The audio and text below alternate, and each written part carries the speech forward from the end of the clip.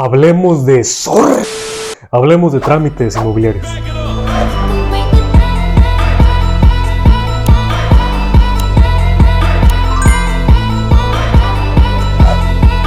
Se me ocurrió la idea de hablar de diferentes tipos de trámites inmobiliarios. En este video les voy a explicar qué son y cómo se hacen o cómo funcionan diferentes tipos de trámites, como un avalúo comercial, una precalificación de Infonavit, un crédito hipotecario y diferentes tipos de trámites que se me vayan ocurriendo, que les pueden servir a todos ustedes. Ya saben, hacer contenido de valor y hacer este paso de baile que les servirá para celebrar cuando compren su casa. Este es el baile de la celebración. El baile de la celebración. Paso número 1, paso número 2, paso número 3. Otra vez.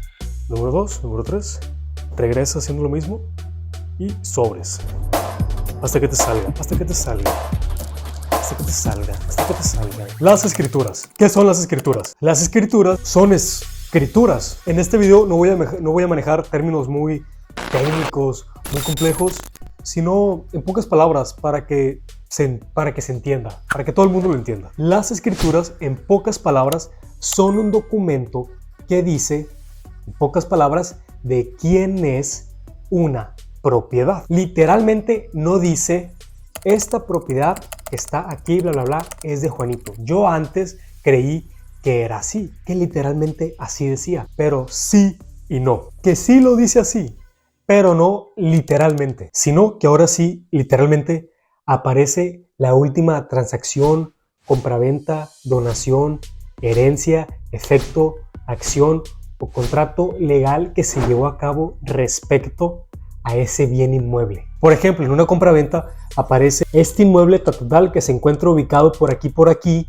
La vendedora es Juanita Motherfucker, le vende a Pancho. Pancho compra la casa a $1,000,000 de pesos y yo, el notario Mario Gutiérrez, doy fe y legalidad al acto, ¿no? Yo llevé a cabo esta escritura. Y pues obviamente ahí viene quién es el actual propietario de esa propiedad. Incluso si hay más cosas o transacciones o acciones que se llevaron a cabo respecto de esa propiedad, suelen poner notas al final de esa escritura. Cualquier otra cosa que se haya llevado a cabo respecto a esa propiedad, como cualquier otra compraventa o venta respecto a esa propiedad, tiempo atrás, tiempo pasado, se encuentra en los antecedentes. Los antecedentes son cosas antecedentes, ¿no? Que acontecieron, ¿no? Del pasado. Pero ya los antecedentes es otra cosa, es otro tipo de documento. Son cosas del pasado, ¿no? Respecto a ese bien. Quiero comentarles una cosa que miré en las redes sociales el otro día, que yo creo la verdad que todas las personas que están viendo este video,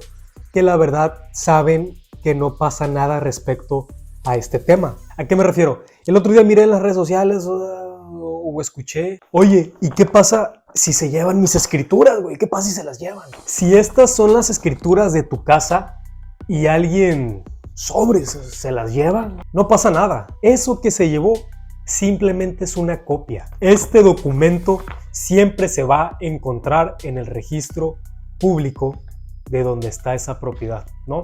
Ahí de la alcaldía, ciudad o municipio. Ahora, si vas a realizar algún trámite legal, vas a comprar, vender tu casa o algún trámite relacionado y necesitas las escrituras, una copia de las escrituras de tu casa y no las tienes, las guardaste hace tiempo y en pocas palabras no sabes en dónde están, puedes ir por ellas al registro público de tu ciudad. Consejo: siempre ve por las mañanas, a primera hora, a la hora que abran. Por lo menos en mi ciudad, yo me imagino que también en las demás ciudades y municipios de México está cerrado por la tarde. Yo me imagino que en todas las demás también está cerrado por la tarde. Si hay alguna persona que está viendo este video y no es de México, es de otro país, it's from another country, ching chong, ching chang chang, pues estos tipos de trámites o de cosas o de conceptos pues pueden ser diferentes más o menos a los de ustedes. Ching chong, han kun ching chong, pan ching chong ching chong. Si vas a solicitar una copia al registro público, obviamente es porque me imagino que no cuentas con una copia de las escrituras ahí contigo. Si de casualidad ahí en tu teléfono tienes fotos de todas las hojas de la escritura o específicamente te sabes los datos que vienen en la última hoja en la parte de atrás de la escritura, a lo que voy es que si de casualidad tú cuentas con la última hoja de lo que viene en la escritura, ¿qué pasa? Lo que pasa es que en la última hoja de las escrituras viene el volumen, la inscripción, la sección, incluso la hora en la que se registró esa escritura. Por lo cual, si cuentas con ese dato y vas al registro público a pedir una copia, la escritura te la entregan de volada. Te ahorras mucho tiempo. Si no cuentas con esto, pues simplemente da el nombre completo de la persona. Si no hay mucha gente, puedes esperar ahí mismo sentadito a que te entreguen la copia. El detalle es que a veces, por ejemplo, si la propiedad se encuentra no tan céntrica, un poquito retirada de la ciudad o en una colonia no tan popular, hay veces que incluso que con el nombre, aunque esa propiedad tenga escrituras, que no la encuentren. O sí la pueden encontrar, pero se tardarían mucho y hay más gente esperando. Ve en las mañanas y trata de tener este dato para que te ahorres mucho tiempo. Terrenos o propiedades ejidales. Estos inmuebles no tienen escrituras. Los terrenos ejidales son del gobierno o del ejido de la ciudad o del lugar. Voy a poner el ejemplo de la ciudad de Guamúchil, de donde vivo y trabajo. Aquí en Guamúchil también hay terrenos ejidales y esos terrenos ejidales pertenecen al ejido Guamúchil, al ejido de Guamúchil. Muchos de estos terrenos o propiedades están determinadas por el ejido Guamúchil o por el gobierno, por las autoridades para un uso específico. Es como su uso de suelo. Voy a poner de ejemplo todas las parcelas que vemos cuando vamos para Angostura. Muchas de esas tierras son propiedades ejidales y el uso específico que debe de darle la persona que tiene los derechos de posesión, el posesionario de esa tierra, pues es para la agricultura. ¿Cómo puedo comprar o hacerme de una propiedad o terreno ejidal? Pongo el término comprar, pero en sí no lo puedes comprar porque no va a ser tuyo 100% un terreno ejidal. No es privado. Si un posesionario de un terreno ejidal quiere ceder los derechos de ese terreno a otra persona, pues lo ponen en venta, ¿no? Piden una cierta cantidad de dinero por esa tierra. Primero debe avisarle a todos los demás ejidatarios de ese ejido que está transfiriendo pues su dominio, los que lo está vendiendo. Los ejidatarios tienen mayor preferencia, por ejemplo, si hay otra persona, por ejemplo, si yo que no soy ejidatario, pero quisiera comprar ese terreno ejidal, pero si hay un ejidatario que también lo quiere, se lo van a vender al ejidatario, no tiene preferencia. Si ningún ejidatario quiere el terreno, ok, pues te lo venden a ti. ¿Qué es lo que se hace? Se hace un contrato de cesión de derechos ante un notario público con el visto bueno del ejido Guamúchil para darte la posesión de esa propiedad ejidal. Oye, güey, ¿y puedo privatizar el terreno? O sea, ¿puedo hacerlo mío? O sea, mío a la verga, ¿puedo? Sí, sí se puede. El proceso para llevar a cabo esa privatización es la siguiente. En pocas palabras, debes de consultarlo con el ejido Guamúchil, decirles que quieres hacerlo tuyo. En pocas palabras, si te dicen que sí, puedes hacerlo. Hay ciertos trámites que tienes que hacer. No me voy a meter mucho a detalle para que me entiendan. Esto es así en pocas palabras. Y también porque no me he encontrado en una situación de estas. No me he encontrado involucrado en una situación de estas hasta la fecha, por el momento. Debe de haber ciertos requisitos que te pidan para que la propiedad sea tuya. Eso debes de consultarlo con el ejido de la ciudad. Pero ¿a qué tipo de trámites me refiero? Porque yo te digo en pocas palabras que debes consultarlo o solicitarlo con el ejido. Pero me imagino que para hacer eso debes de hacer un trámite, ¿no? Que escribas una carta de que quieres hacerlo, enviarlo, llevarlo o esperar su respuesta, ¿no? Ese tipo de trámites o de cosas o de papeleo, ¿no? Ya sabes, ¿no? Ese tipo de cosas que a todos nos encantan. ¡Wow! ¡Un trámite! ¡A huevo! En pocas palabras les dices que quieres privatizarlo. El ejido convoca una asamblea. Si la mayoría de los ejidatarios te da el visto bueno de que sí, lo puedes hacer. Si la mayoría te dice que no, no puedes. No sé si después de un tiempo puedas volver a solicitarlo, algún otro requisito que debas de cumplir, cuánto cuesta, les debo esa información. Ahora, todo lo demás, todas aquellas propiedades, bueno, no, tierras, ¿no? Porque no suele haber nada construido ahí.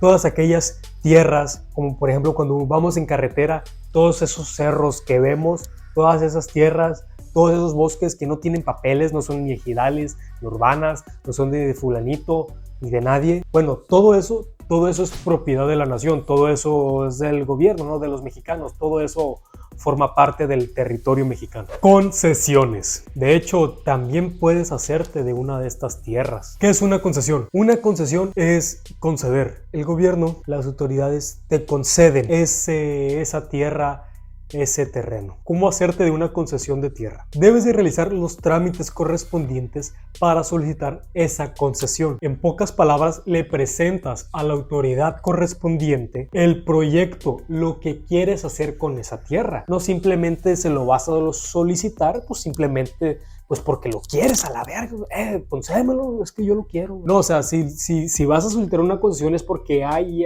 un proyecto que vas a llevar a cabo, pues. No así nomás porque sí, ¿no? ¿Me concedes el Cerro del Mochomo? Así no. Si el proyecto es viable, el pedazo del terreno es apto, cumple con los requisitos, todos salen beneficiados, el gobierno te concederá esa concesión. Incluso con el tiempo pudieras escriturarlo también. Precalificación de Infonavit. En este video te enseño cómo hacer una precalificación de Infonavit para que sepas cuánto te prestan. Créditos hipotecarios. ¿Qué es un crédito hipotecario? En pocas palabras, hay diferentes destinos para ejercer un crédito hipotecario. Para comprar una casa, para remodelar, para pagar una deuda, para comprar un terreno, pero no nos vamos a meter en esos términos en este video. Pondremos de ejemplo para comprar una casa. Yo quiero comprar una casa. Aquí está la casa que me quiero comprar. No me alcanza. Voy con la institución financiera, con el banco, Infonavit, Fobiste, ISFAM, etcétera, para que me presten lo que me falta. Ellos me prestan lo que me falta, yo compro la casa. Una vez que ya compré la casa está hipotecada con el banco, entonces ahora yo debo de pagarles al banco el dinero que me prestó. Antes de explicarles cuál es el proceso de un crédito hipotecario, les voy a mencionar los gastos adicionales que se hacen al momento de comprar una casa en caso de que alguna de las personas que esté viendo este video no sepa, que para mí no son como gastos tan adicionales, porque para mí estos gastos, bueno, es que no son adicionales, o sea, son gastos obligatorios que se deben de hacer. Son parte de comprar una casa, pero a lo mejor sí pudieran ser adicionales, pues porque estos gastos nunca vienen reflejados o nunca vienen en el precio de la casa, ¿no? Tú cuando estás buscando una casa y ves que una casa vale 2 millones o 500,000 pesos, no piensas que hay otros gastos más que tienes que hacer. Bueno, eso es lo que yo creía al principio. Gastos si voy a comprar un inmueble y yo no tengo la necesidad de solicitar un crédito hipotecario, que yo ya tengo el dinero. Si hay una casa de 1 millón de pesos ahí y yo ya cuento con 1 millón de pesos y quiero comprarla, no solamente voy a desembolsar 1 millón de pesos, vas a desembolsar 1 millón de pesos, que es el precio que pide el dueño del inmueble, más lo que cuesta poner esa propiedad a tu nombre. Ay, no, es mucho gasto. Pues sí, sí lo es. Y en 10 años va a ser más. ¿Cuánto más debo de tener ahorrado para estos gastos? Sé que has escuchado decir de diferentes personas, agentes o asesores, etcétera, que te pueden decir que debes de tener del 5 al 7%, del 6 al 9%, hasta el 10%. Y todo esto es cierto para todos los estados del país. Si yo tuviera que decir un porcentaje, yo diría el 7% de lo que te va a costar la casa. Probablemente sea menos que eso. Te explico. Los gastos de escrituración se conforman por 3 principalmente. Además de algún gasto que sea necesario sacar alguna solvencia o algún otro documento de la propiedad, ¿no? Algún otro papelito, los 3 principales son el impuesto, hablando del comprador, gastos de escrituración del comprador, hablando del impuesto del ISAI, el impuesto por adquisición de inmuebles, ¿no? Hay muchos impuestos que se los sacan del fundillo, o sea, qué verga. El impuesto por adquisición de inmuebles, su inscripción al registro público de la propiedad y los honorarios notariales, lo que cobra la notaría por realizar esa escrituración.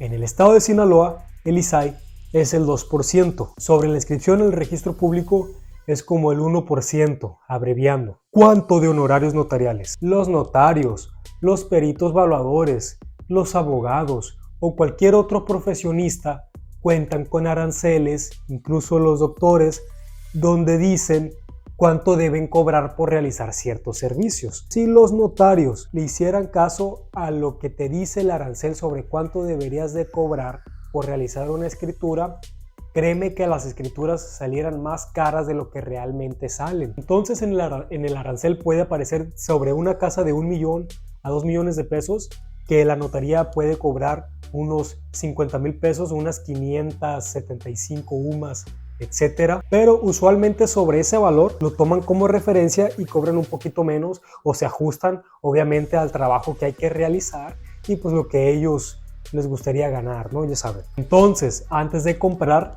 pide una cotización en la notaría de tu preferencia para que sepas cuánto vas a desembolsar en total para poner esa propiedad a tu nombre. Ahora, retomando el tema de los créditos hipotecarios, además debes de tener para un avalúo, para el enganche o diferencia, que me gusta personalmente a mí decirle diferencia que enganche, y ya. La comisión por apertura no la menciono porque la comisión por apertura no es algo que salga de tu bolsillo, es una comisión que te lo quitan sobre el préstamo que te van a hacer. Entonces, para comprar un inmueble con un crédito hipotecario, ¿cuánto debo de tener ahorrado? Ponle un 10%, puede ser menos, pero más vale prevenir.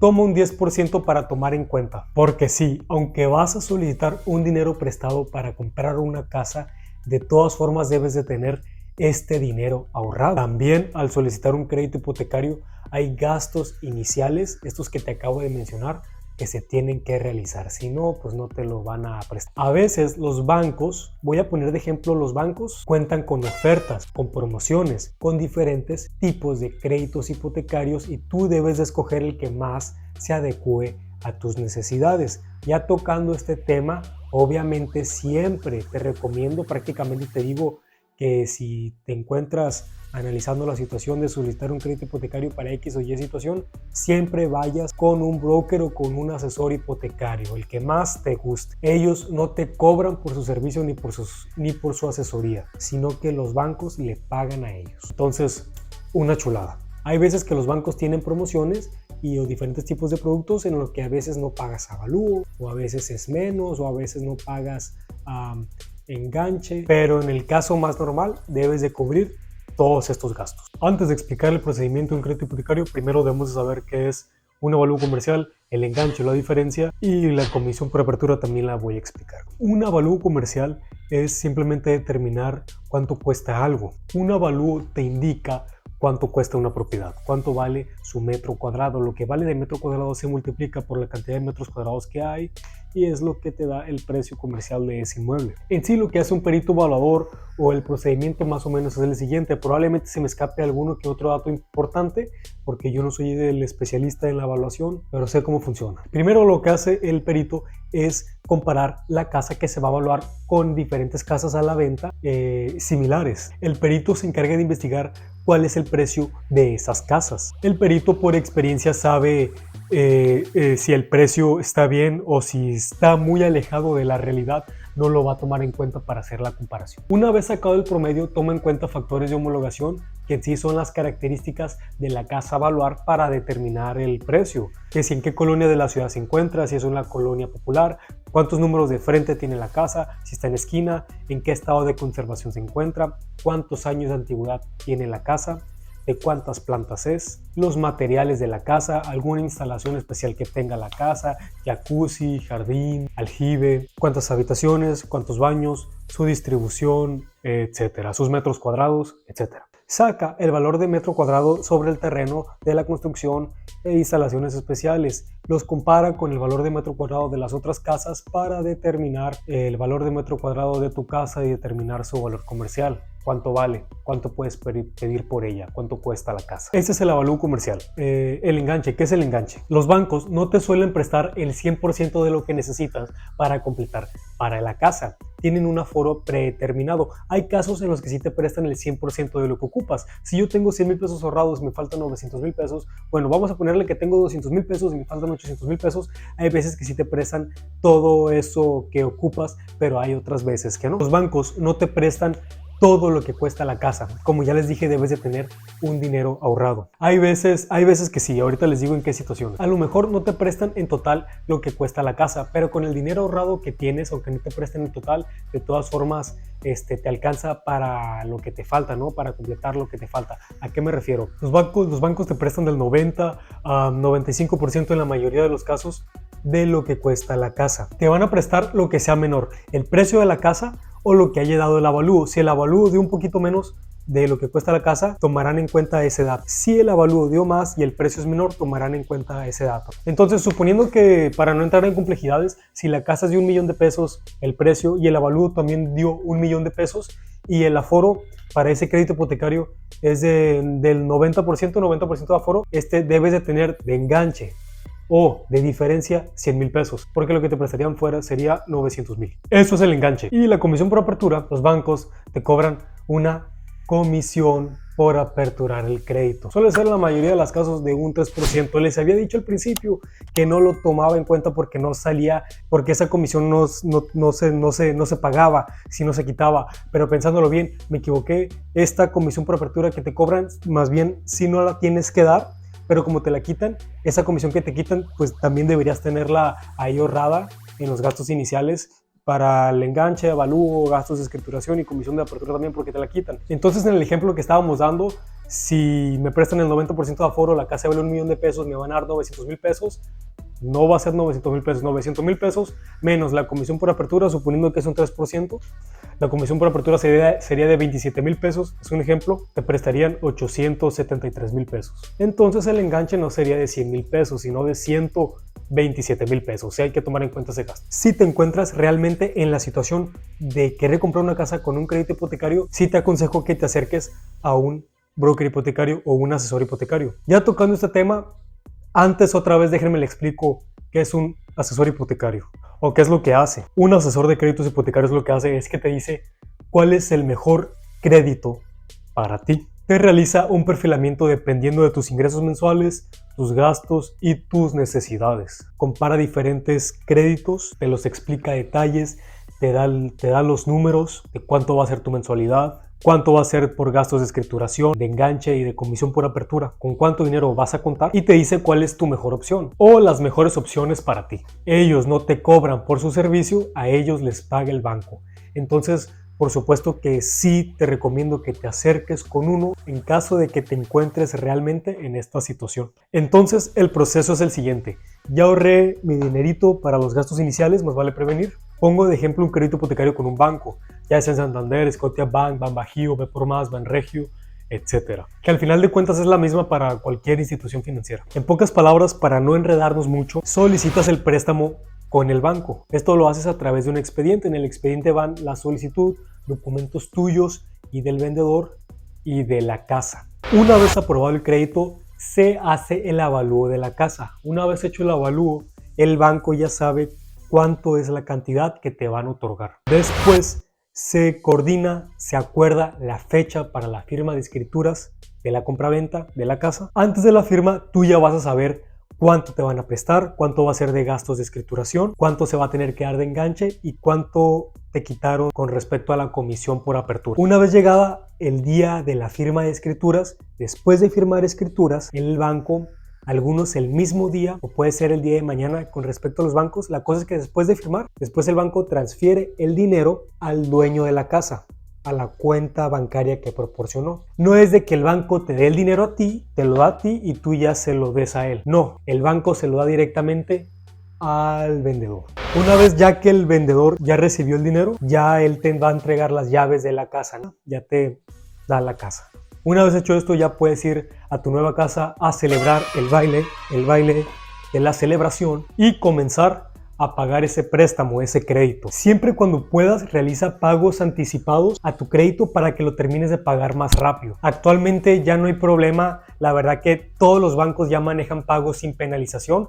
Puedes pagar antes tu crédito si tienes la posibilidad sin problema. Si el día de mañana te cayó un trabajo, recibiste un dinero, recomiendo que lo utilices para tu hipoteca. Algunos productos de crédito te ofrecen al realizar un pago anticipado, reducir el plazo, el tiempo, o otras también te ofrecen el mismo tiempo, pero reducir el pago mensual.